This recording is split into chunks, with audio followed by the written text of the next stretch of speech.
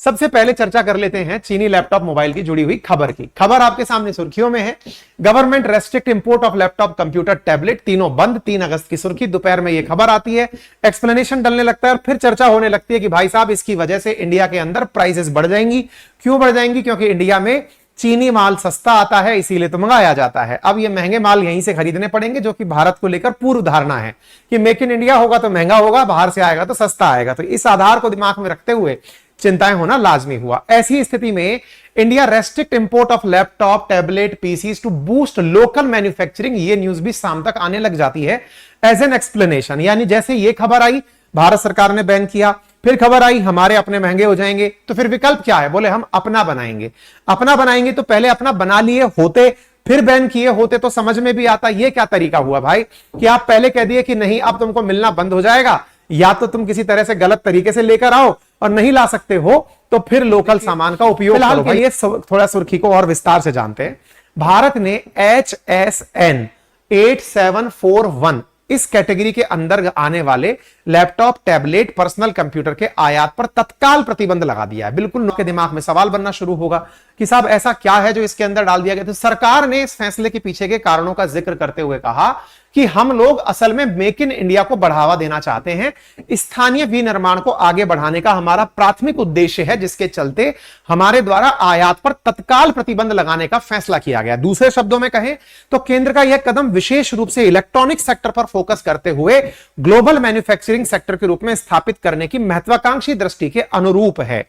सुनकर के और गुड फीलिंग आई। गुड का फीलिंग क्यों आई? क्योंकि भाई आज हमारे देश के अंदर जितना भी हम लोग इंपोर्ट कर रहे हैं, आपको जानकर आश्चर्य होगा 19 बिलियन से ज्यादा हम लोगों ने सालाना लैपटॉप और ये जो चीजें हैं ये इंपोर्ट की हैं। इलेक्ट्रॉनिक्स गुड जो हमारा चीन से आता है $19 बिलियन तक का, जितना कई देशों के साथ हमारा द्विपक्षीय व्यापार नहीं है, उससे ज्यादा का तो हम लैपटॉप, कंप्यूटर, मोबाइल मंगा लेते हैं।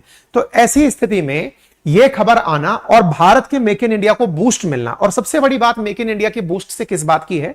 2 बात की है। देखिए हमारे देश में रोजगार उत्पन्न होने के लिए आवश्यक है कि मेक इन इंडिया काम करे। मेक इन इंडिया के लिए इंडियन कंपनी ही काम करे, ऐसी कंडीशन भारत सरकार की पहले से भी नहीं है। भारत सरकार का कहना है कोई भी कंपनी आए, चाहे एप्पल आए, चाहे डेल आए, चाहे HP आए, चाहे फॉक्सकॉन आए, कोई सी भी कंपनी आए, बनाए इंडिया में आकर के। मेक इन इंडिया का अर्थ यह नहीं है कि आप जीरो से लेकर सारे कंपोनेंट इंडिया में ही रिसर्च करोगे। आपकी टेक्नोलॉजी है, आप लेकर आइए, इंडस्ट्री हमारे यहां लगाइए, हम आपको जगह देंगे, हम आपको मार्केट देंगे। इसका फायदा हमारे लिए जो सीधा सीधा है वो 2 प्रकार का है। पहला, जब मेक इन इंडिया होगा तो भारत के लोग भी उस चीज से मोटिवेट होंगे, बनाना देखते हुए सीखेंगे और चीजों को बनाने लगेंगे। ऐसा ही चाइना के द्वारा किया गया था और उससे पहले जापान के द्वारा किया गया था। ये सब लोग रिवर्स इंजीनियरिंग करके ही आज इतनी बड़ी इकोनॉमी बन पाए हैं। इंडिया ने भी इसका सही लाभ उठाया, पहला फायदा। दूसरा फायदा, इंडिया के अंदर जो भी स्किल्ड लेबर हैं, जिनको रोजगार के अवसर कम है, उन्हें रोजगार मिलने लगेगा। यह भी एक अच्छा इंटेंशन है, जिसके चलते देश के अंदर बड़ी बड़ी फैक्ट्रीज में, क्योंकि कंजप्शन बेस्ड इकोनॉमी है, ऐसी स्थिति में लोग जॉब पर जाएंगे और बढ़िया मात्रा में रोजगार प्राप्त होगा। यह भी अच्छी चीज है। इन सबके फायदे इसके साथ साथ सरकार को टैक्सेशन में भी होंगे।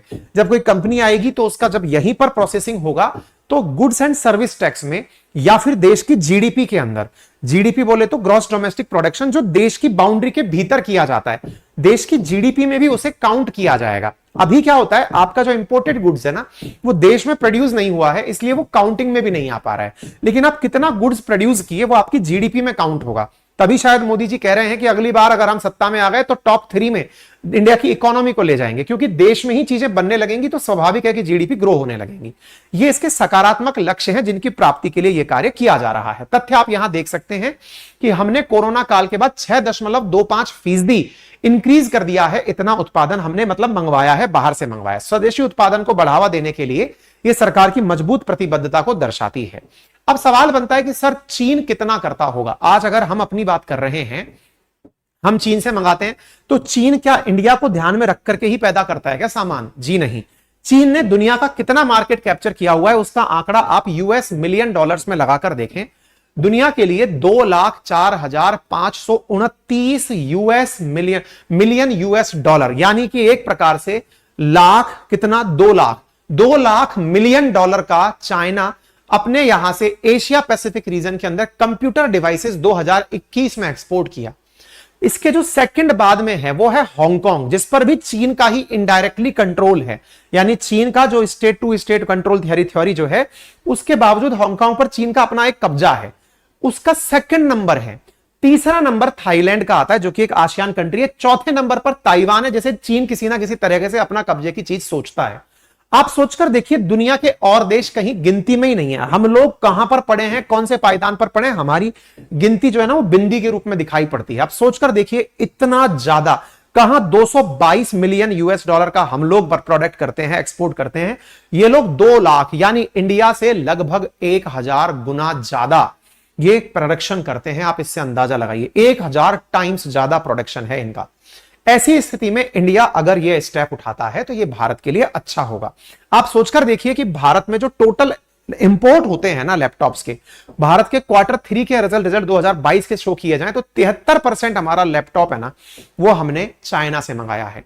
इंडिया का लैपटॉप इंपोर्ट $5 बिलियन का सर्ज हो गया 2022 के शुरुआती 9 महीने के अंदर, जो कि 73% चाइना से मंगाया गया था। यानी 22 के आंकड़े, क्योंकि अभी तो आप 23 में चल ही रहे हैं, 22 के आंकड़ों का विश्लेषण आपके सामने है। तो सरकार ने जैसे ही इन चीजों को देखा कि भारत का सामान बहुत ज्यादा मंगाया जा रहा है, तो 2021 के अंत में और 22 की शुरुआत में एक स्कीम लॉन्च की गई जिसका नाम था प्रोडक्शन लिंक इंसेंटिव स्कीम। अलग अलग सेक्टर्स में, टेक्सटाइल के सेक्टर्स में, ऑटोमोबाइल के सेक्टर में, है ना, ये मोबाइल के सेक्टर के अंदर, कंप्यूटर वगैरह इनके सेक्टर के अंदर प्रोडक्शन लिंक इंसेंटिव। इसका मतलब यह हुआ कि यदि कोई कंपनी देश में आकर के प्लांट लगाना चाहती है, जैसे आपको कुछ दिनों पहले मालूम होगा फॉक्सकॉन और वेदांता की एक डील थी जो टूट गई थी। हमने आपके सामने सेशन भी किया था जिसमें बताया था कि एक कंपनी है जो इंडिया में आकर के सामान बनाना चाहती है वेदांता के साथ, लेकिन वो डील टूट गई थी। उसके ऊपर काफी राजनीति भी हुई थी, लेकिन बाद में ये अपडेट आया अभी कुछ दिन पहले, हमने सेशन हालांकि उस पर नहीं किया, जिसमें यह था कि फॉक्सकॉन इंडिया के अंदर $500 मिलियन के आसपास इन्वेस्टमेंट करने के लिए तैयार है। और वो कोशिश में है कि वो इंडिया में कहीं ना कहीं अपना इंडिविजुअल प्लांट लगाएगी, क्योंकि भारत सरकार ने जो भी कंपनी इस सेक्टर में काम करना चाहती है उन्हें इंसेंटिवाइज करने का, कि आप आइए, किसी को जमीन चाहिए, किसी को लीज पर सस्ती जमीन चाहिए, किसी को पानी बिजली सस्ता चाहिए, किसी को यह चाहिए कि सरकार उसके लिए कानून थोड़े आसान कर दे, किसी को चाहिए टैक्सेशन में राहत दे दे, किसी को चाहिए स्पेशल इकोनॉमिक जोन के अंदर उसके पास एक्सपोर्ट टैक्स कम लगे, वगैरह वगैरह। जो फैसिलिटीज सरकार अपने बिहाफ पर दे सकती है, सरकार उन्हें करके बढ़ावा देती है। इसका फायदा भी होना शुरू हुआ। आप देखें 2021 से 22 का अगर ग्राफ देखें तो ये नीचे की तरफ जाता हुआ दिख भी रहा है।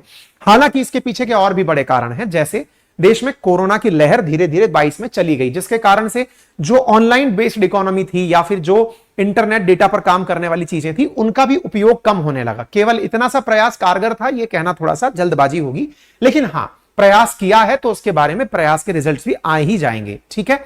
अच्छा, ऐसी स्थिति में इंडिया के अंदर जिस प्रकार से लैपटॉप, कंप्यूटर, इनका जो सर्ज हुआ, वो देश में एक चीज ये सेट करती है, और वो ये है कि भारत को अपने द्वारा अगर इस समय पर production link incentive scheme launch करके ही सही इंडियन मैन्युफैक्चरिंग को बढ़ावा देने का कार्य किया जाए, तो ये गोल्डन टाइम है इंडिया का अपने आप को मैन्युफैक्चरिंग में ऊपर उठाकर लाने का। आज से पहले हम लोग मंगाते लैपटॉप वहां से थे, लेकिन उस पर सर्विसेज खुद ड्रॉ करते थे। जैसे मैं अपनी बात बताऊं, मैं आपके सामने जो सेशन ले रहा हूं, ये सेशन जिन लैपटॉप्स, जिन कैमरास, जिन बोर्ड्स की मदद से ली जा रही है, ये पूरी तरह से चाइनीज मैन्युफैक्चर्ड हो सकते हैं। मैंने अंदर खोज के नहीं देखा है, लेकिन मैं मानता हूं, क्योंकि इलेक्ट्रॉनिक्स में इनका इतना प्रभुत्व है। देश की 70% जो है इनकी, मतलब 70 से 75% जो इलेक्ट्रॉनिक्स है वो चाइनीज है। ऐसी स्थिति में विचार कीजिए कि अगर देश में से इस तरह की चीजें मंगाकर उन पर सर्विसेज जो मैं आपको दे रहा हूं वो इंडिया में दे रहा हूं, तो हमने मैन्युफैक्चर्ड प्रोडक्ट वहां से मंगाया, सर्विस अपने लेवल पर दी, हमने अपना फायदा चाइना से शेयर तो किया ना। यदि हम अब उस मैन्युफैक्चरिंग को भी इंडिया में करने लगेंगे तो नो डाउट ये एक अच्छा विजन प्रूव होगा। हमने जितने भी अभी तक आंकड़े देखे न्यूज चैनल्स के माध्यम से, तो आप देखें पिछले वर्ष, वित्त वर्ष में चीन से laptop, personal computer, integrated circuit, solar cell जैसे जो इलेक्ट्रॉनिक इंपोर्ट हैं उनमें कमी की गई है। और वो क्यों हुई? क्योंकि ये सब पर्सनल लिंक, जो प्रोडक्शन लिंक इंसेंटिव स्कीम आई, उसकी वजह से भारत में ही चीजें बनने लगी, तो इंपोर्ट धीरे धीरे कम होने लगे। सरकार के इस फैसले का हमारे ऊपर क्या इंपैक्ट पड़ेगा वो जान लीजिए। यदि आप में से किसी व्यक्ति ने आज से पहले, यानी 3 तारीख से पहले ऑर्डर कर दिया था अपने लैपटॉप का, पीसी का, तो उनके ऊपर कोई दिक्कत नहीं आएगी। ये डीजीएफटी ने क्लियर कर दिया है। यानी कि वो उस बिल के ऊपर, वो उस मतलब जो अपना ऑर्डर है उसके ऊपर 31 अगस्त तक सामान मंगा सकते हैं। उसके बाद में सामान मंगाने के लिए आपको गाइडलाइंस और लाइसेंस की पालना करनी पड़ेगी। ठीक है, अब आपके दिमाग में सवाल बना कि सर मैं चाइना घूमने जा रहा हूं, मैं वहां से लैपटॉप ला सकता हूं क्या? जो अलाउड लिमिट है, यानी एक पैसेंजर पर जो लागू होती है उतनी आप ला सकते हैं, ये नहीं कि आप बेचने के लिए यहां पर प्रोडक्ट ले आए। सर किन को छूट मिलेगी, क्योंकि इसमें यह लिखा गया छूट दी गई है। तो research and development, testing, evaluation, repairing, री एक्सपोर्ट, प्रोडक्ट डेवलपमेंट, इस प्रकार के जो लोग काम करते हैं उन्हें 20 आइटम्स इंपोर्ट करने की छूट रहेगी। मतलब अगर आपको लगता है कि आप उनके लैपटॉप को मंगा के रिसर्च करना चाहते हो कि ये काम कैसे कर रहे हैं, टेस्टिंग करना चाहते हो उनकी, या फिर अपनी लैब के लिए डायरेक्ट मंगाना चाहते हो कि साहब मैं मेरे काम के लिए मंगा लूं, मेरे को मेरे प्रोडक्ट डेवलपमेंट के लिए चाहिए, आप उन्हें बेच नहीं सकते, पर्सनल यूज के लिए आप मंगा सकते हैं, यानी यहां लाकर आप बेचेंगे नहीं। इसका मतलब यह हुआ कि अगर कोई कंपनी है जो आईटी सेक्टर में काम कर रही है, उसे अगर अपने लिए आवश्यकता पड़ती है तो वो इस प्रकार से चीजों को मंगा सकती है, लेकिन उसे बेच नहीं पाएगी, ये यहां पर कहा गया है। ठीक है ना। और जो प्रोडक्ट मंगाए गए हैं अगर उनको डिकम्पोज भी किया गया है, उनकी भी पूरी डिटेल बना करके रखनी होगी। ये पूरा पूरा नोटिफिकेशन है जो 3 अगस्त को सरकार के द्वारा जारी किया गया। ठीक है, क्या इसकी वजह से कीमतें बढ़ेंगी? निश्चित ही कीमतें बढ़ेंगी, क्योंकि एकदम प्राइस सर्ज जो है वो मांग के अंदर बढ़ोतरी और सप्लाई में कमी, इकोनॉमिक्स का बेसिक लॉ है। लेकिन हां, इससे प्रोडक्शन में भी बढ़ावा आएगा।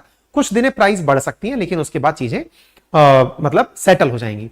सर क्या इससे लोकल मैन्युफैक्चरिंग को फायदा होगा? डेफिनेटली इससे लोकल मैन्युफैक्चरिंग को फायदा होगा। इसका एक नमूना देखिए, भारत के अंदर लैपटॉप टैबलेट बनाने वाली कुछ कंपनियां हैं, जैसे डिक्सॉन टेक्नोलॉजी है, अंबर एंटरप्राइजेस इंडिया लिमिटेड है, और भी बहुत सारी कंपनी है। जैसे ही ये सूचना मार्केट में फ्लरिश हुई, तुरंत इनका शेयर मार्केट में वैल्यू इंक्रीज हो गया। एक एक दिन में 327 रुपए शेयर चढ़ गया, 40 रुपए 45 रुपए शेयर चढ़ गया। क्यों? क्योंकि ऑब्वियस सी बात है, जो लोग अब खुद से मैन्युफैक्चरिंग करेंगे, प्रोडक्शन इंक्रीज होगा तो वैल्यू में एनहांसमेंट होगा ही। एक कंपनी ने तो यह तक कहा है कुछ दिनों पहले कि वो 1 लाख अब खुद के ही यूनिट बनाकर बेचेगी। एप्पल ने कहा है कि वो $2 बिलियन का लैपटॉप मेकर के अंदर इन्वेस्टमेंट करेगी। इसी प्रकार से एचपी और डेल ने कहा है कि वो इंडिया के अंदर ही डेवलपमेंट के लिए अब ज्यादा इन्वेस्टमेंट करेगी, क्योंकि अब इन सबको इंडिया में रह करके ही प्रोडक्शन करना है। ये अपने आप में एक बड़ी चीज निकल करके आती है। इतना देखिए, एचपी ने कहा कि वो जल्दी ही लोकल मैन्युफैक्चरिंग इंडिया के अंदर बढ़ाएगी। यानी ये जो घटना आपको पता चली है सुर्खियों के माध्यम से कल, हो सकता है कि ये मार्केट में जो ये प्रोडक्शन वाले लोग हैं, इनके पास सरकार ने पहले भी किसी तरीके से या इन तक पहुंच गई होंगी या फिर इन तक पहुंचा दी गई होंगी पॉलिसीज के माध्यम से कि भैया ऐसा ऐसा हम प्लान कर रहे हैं। पीएलआई के अंदर जब सरकार कोई नीति बनाती है तो ये लोग दूरदर्शी होते हैं, आगे से पहले ही सोच लेते हैं, पता है देश में ग्रो करना है तो कैसे कैसे चलना है। ठीक है, तो ये सब लोग ऑलरेडी प्रिपेयर थे इस घटना के आने से पहले ही कि हाँ, हम अपना अपना यहीं पर बनाने को तैयार हैं। अब बात करते हैं कि साहब मेक इन इंडिया की बात तो हो गई। ऐसी स्थिति के अंदर जितना भी मैन्युफैक्चरिंग है, इससे भारत को फायदा क्या होगा? भारत का टारगेट है 2025-26 तक $300 बिलियन का इलेक्ट्रॉनिक मैन्युफैक्चरिंग करने का और एक्सपोर्ट करने का। यह हमारे आईटी मिनिस्टर का कहना है, यह हमारे टारगेट्स हैं। चलिए, ये तो हो गई एक बात। अब अंबानी की भी बात कर लेते हैं। जैसे ही बात आती है, ये किसी भाई साहब ने जल्दबाजी में लिख दिया, जुलाई की बात है, ये खबर देखें आप एक बार।